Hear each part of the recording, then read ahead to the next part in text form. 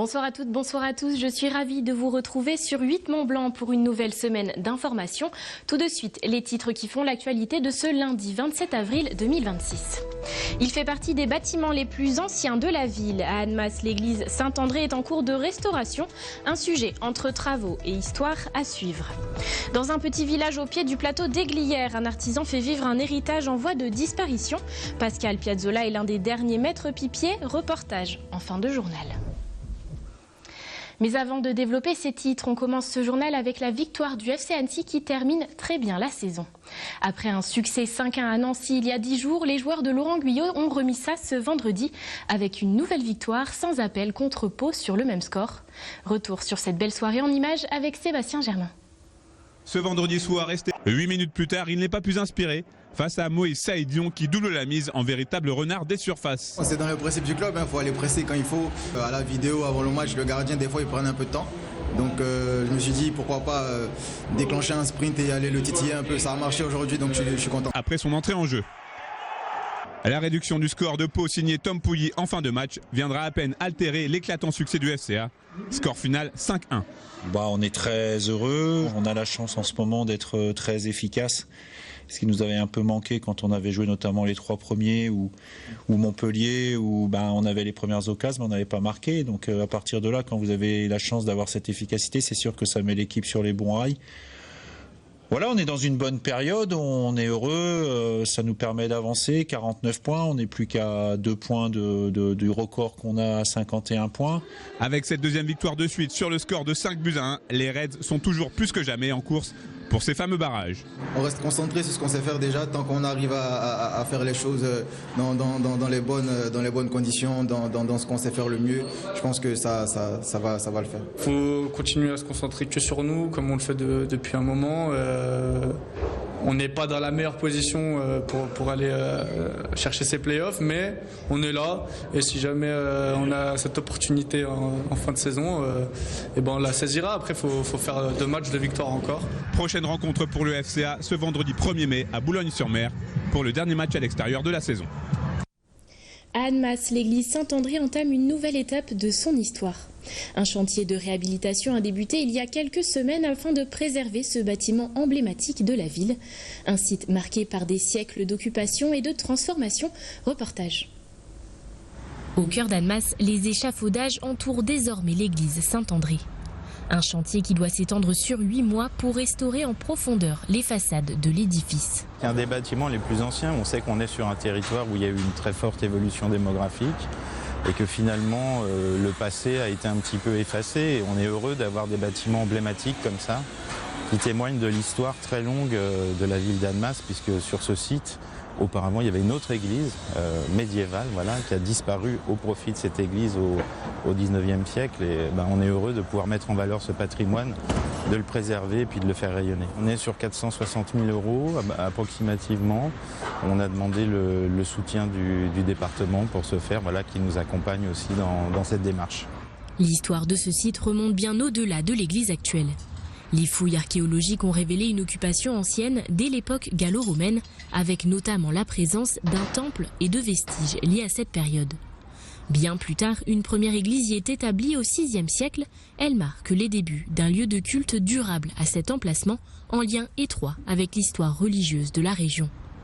Au fil du temps, cette église évolue et remplace progressivement une chapelle plus ancienne installée à Annemasse, devenue insuffisante face à l'augmentation de la population.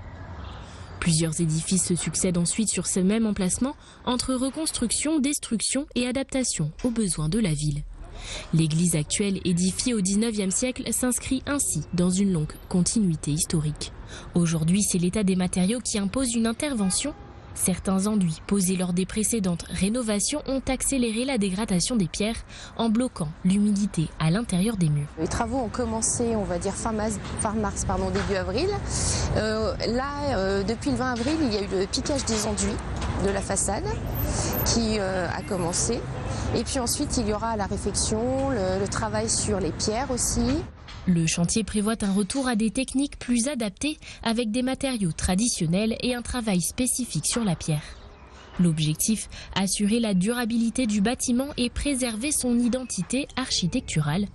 Un travail de précision confié à des entreprises spécialisées pour permettre à l'église Saint-André de traverser les prochaines décennies. Un portrait pour clôturer ce journal. À Viernoz, au pied du plateau d'Aiglières, Pascal Piazzolla continue de fabriquer des pipes comme autrefois, faisant presque de ce village la capitale discrète de la pipe artisanale. Un savoir-faire ancien, aujourd'hui en déclin face à l'évolution des habitudes. À 85 ans, il est l'un des derniers maîtres pipiers de France. Une rencontre signée Myrtille Laurent Bourriot. Dans cet atelier, des milliers de pipes sont rangées, accrochées et empilées. L'odeur du bois envahit l'espace.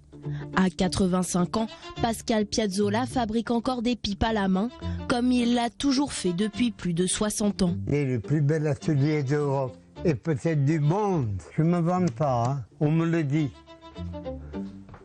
Voilà. Voilà où je travaille. Un savoir-faire de patience et de précision hérité d'une autre époque, car aujourd'hui, la pipe a disparu des comptoirs. On était 3500 il y a 10 ans. Il n'y a plus que 12 ouvriers. Vous êtes en ville, rentrez dans les tabacs pour acheter un journal et demandez si j'ai des pipes. Vous pouvez me téléphoner, mais vous n'allez pas me téléphoner souvent. C'est sérieux ce que je vous dis là. J'en pleure des fois. Mais ici, à Viernoz, le geste continue. Chaque pipe est unique, façonnée à la main, et tout commence toujours par la même matière, la bruyère. C'est le bois le plus dur, le plus sain pour fumer. Si vous fumez avec des bois exotiques, il y a de l'alcool dedans, et ça peut vous rendre malade. C'est le bois le plus précieux et le plus dur. Et la chaleur elle peut monter là-dedans à 800 degrés et la pipe ne brûle pas. Un matériau rare qui demande des années avant d'être travaillé et d'atteindre sa forme finale. Il y a 27 opérations depuis l'arrachage de la racine bruyère. Certaines pipes sont prêtes en quelques heures, d'autres demandent bien plus de temps. Si vous prenez une pipe courbée comme ça, vous voyez, celle-là va être belle. Il va falloir que je courbe le tuyau. C'est une pipe spéciale. Là, il y a beaucoup à enlever. Il faut 1 jour et demi. Chaque pièce est unique et certaines ont séduit de grandes figures, de Georges Brassens à Fernandel jusqu'au prince Albert de Monaco. J'ai même mangé avec la patrouille de France. J'ai serré la main à Général de Gaulle, à Sochaux. J'ai connu des hauts personnalités, vraiment. Pendant des années, Pascal Piazzolla et sa femme Thérèse ont parcouru la France pour vendre leurs créations. J'ai fait 5 600 000 km avec ma femme pour aller vendre des pipes dans 26 départements en France. Aujourd'hui, sa clientèle a fortement diminué, mais dans son atelier d'Aviernoz, Pascal Piazzolla continue de faire vivre ce savoir-faire à contre-courant d'un monde où la pipe a presque disparu. C'est quand même joli, hein. Nous voilà arrivés au terme de cette édition. Merci de suivre l'actualité sur notre antenne. Thierry Paul me prend le relais avec la météo. Nouveau point sur l'information ce mardi à 18 h. Excellente soirée et à bientôt.